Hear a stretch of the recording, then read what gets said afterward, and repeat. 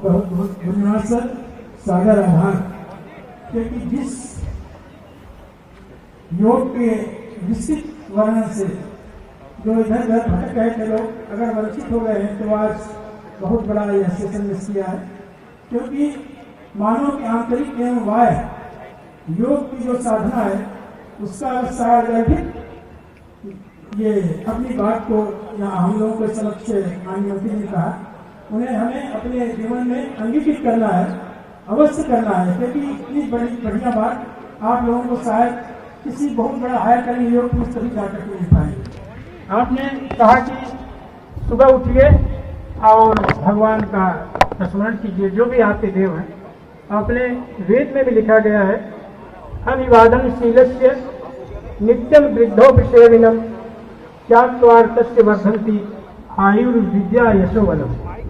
तो आपकी एक एक वाणी हम सबको अपने जीवन में अंतर्निहित करके उतारना है। यहाँ पर आपने उन सूरवीरों का डीआईजी साहब के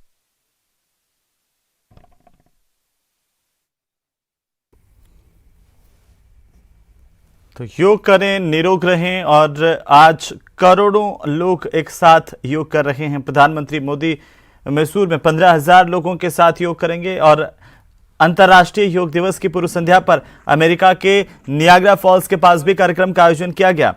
तो पाकिस्तान में भी योग कार्यक्रम आयोजित हो रहे हैं। दुनिया भर में आज 8वां अंतर्राष्ट्रीय योग दिवस मनाया जा रहा है। आपको बता दें कि अंतर्राष्ट्रीय योग दिवस की पूर्व संध्या पर ओडिशा के सैंड आर्टिस्ट की ओर से भी प्रधानमंत्री नरेंद्र मोदी के सूर्य नमस्कार करते हुए एक कलाकृति बनाई गई। संदेश यही दिया गया कि योग निरोग रखता है और हर किसी को योग करना चाहिए। अलग अलग जगहों की तस्वीरें हम आपको दिखा रहे हैं। और इससे पहले आप देख रहे थे राजधानी जयपुर के जंतर मंतर की वो तस्वीर, जहां पर केंद्रीय मंत्री अर्जुन राम मेघवाल मौजूद हैं। और साथ ही साथ जैसलमेर की बात करें, केंद्रीय मंत्री गजेंद्र सिंह शेखावत की मौजूदगी यहाँ पर जैसलमेर में है। यहाँ योग कार्यक्रम में वे शिरकत कर रहे हैं, वो भी हम आपको बताएंगे। लेकिन आपको बता दें कि अंतर्राष्ट्रीय योग दिवस की इस बार की जो थीम है वो मानवता को लेकर के है। और इस थीम की अगर हम बात करें तो आखिरकार मानव कल्याण की भावना योग में है। ना सिर्फ एक व्यक्ति के कल्याण की भावना, बल्कि अगर आप योग करते हैं तो आप तो स्वस्थ रहते ही रहते हैं, बल्कि दुनिया के बाकी लोग भी स्वस्थ रहें, ये संदेश प्रसारित करते हैं। और जैसे कि हमने जिक्र किया कि कोविड-19 की वजह से और लोगों को और ज़्यादा योग की अहमियत पता चली। इस दौरान सभी देशों ने, संस्कृतियों ने करोड़ों लोगों को स्वस्थ और अच्छी तरह से रहने में मदद की और इस बात की प्रकाश डाला कि योग पूरी मानवता के लिए है। और इस बार की जो योग दिवस की थीम है मानवता के लिए योग, इसीलिए तो कहते हैं कि योग सबके लिए है, हर धर्म के लोगों के लिए, हर जाति के लोगों के लिए, हर क्षेत्र के लोगों के लिए। तो योग मानवता के लिए इस बार की थीम है, मानवता के लिए योग। और उसी को देखते हुए जैसे कि अलग अलग समस्याएं चुनौती के तौर पर हमारे सामने आती है, सबका मुकाबला करने में योग सक्षम है। योग जो है अब वो मात्र शरीर को स्वस्थ नहीं रखता है या फिर दिमाग और शरीर के बीच संतुलन ही नहीं बनाता, बल्कि दुनिया में मानवीय रिश्तों के बीच भी योग के जरिए संतुलन बनता है। और यही वजह है कि पूरी दुनिया आज योग को सराह रही है, मान रही है। तो अंतर्राष्ट्रीय योग दिवस पर भारत ही नहीं बल्कि विश्व स्वास्थ्य संगठन WHO और दक्षिण पूर्व एशियाई क्षेत्र भी योग के शारीरिक और मानसिक स्वास्थ्य लाभों और जीवन में इसके योगदान के जश्न को इस वक्त मना रहे हैं। पूरी दुनिया योग को आज मान रही है। नियमित योगाभ्यास सभी उम्र के लोगों के लिए लाभकारी होता है और बहुत फायदेमंद होता है। इससे गैर संचारी जो रोग हैं, जिनको हम NCD कहते हैं, उनको रोकने में और नियंत्रित करने में मदद मिलती है। और पिछले साल की बात करें तो WHO की ओर से जो है इसे लागू करने के लिए एक क्षेत्रीय रोडमैप को भी लॉन्च किया गया था। सदस्य राज्यों को 2030 तक योग के लिए नीतियों को पहचानने और लागू करने में ये काफ़ी मददगार साबित होगा। और भारत में स्वास्थ्य और शिक्षा मंत्रियों की तरफ से शारीरिक गतिविधियों को सुविधाजनक बनाने के साथ ही स्कूलों में व्यापक स्वास्थ्य कार्यक्रमों के कार्यान्वयन को बढ़ाने के लिए कॉल टू एक्शन जारी किया गया है।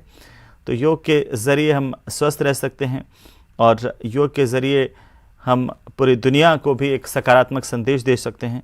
21 जून को ही आखिरकार योग दिवस क्यों मनाया जाता है, इसके पीछे दो तरीके के कारण हैं, वो भी आपको समझना बहुत ज़रूरी है।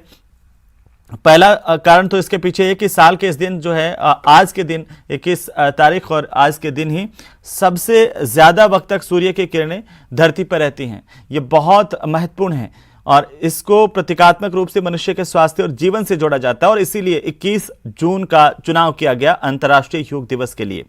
दूसरा कारण यह भी है कि 21 जून को ग्रीष्म संक्रांति को सूर्य दक्षिणायन होता है और इसके बाद आने वाली पूर्णिमा को भगवान शिव ने 7 शिष्यों को पहली बार योग की दीक्षा दी थी। ऐसा धार्मिक लिहाज से माना जाता है हिंदू धर्म में और सनातन धर्म में।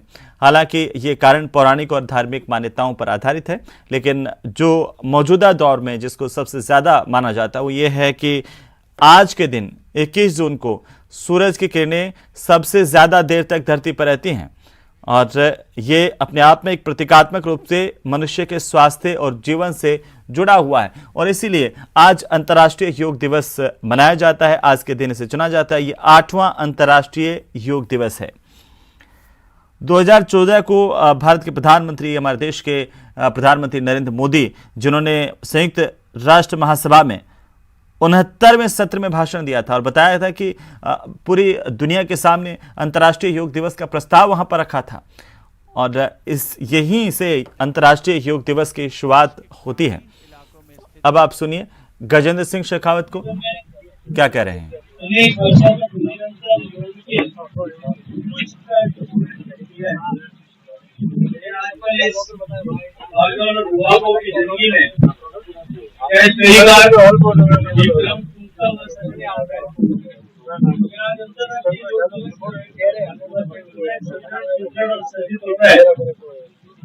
एक बार फिर हमें से अपनी निरंतर जीवनचर्या का हिस्सा बनाना चाहिए ताकि हम सब पूरा विश्व की भयानक महामारी के दौर से अभी गुजरे और इस भयानक महामारी में निश्चित ही हमें प्रिवेंटिव हेल्थ केयर इस दिशा में एक नई सोच और दृष्टि प्रदान की है और योग की महत्ता, भारतीय जीवन पद्धति की महत्ता, हमारे आयुर्वेद की महत्ता आज निश्चित ही पूरी दुनिया में पुनः स्थापित हुई है और एक नई ऊंचाई और नया बल और पूरे वैश्विक समुदाय ने इसे नई और विश्वास की दृष्टि से देखना प्रारंभ किया है। प्रधानमंत्री जी ने हम सबको इस अवसर का लाभ देते हुए हम किस तरह से अपने जीवन का हिस्सा योग को बनाए और एक लंबा आयुष के साथ साथ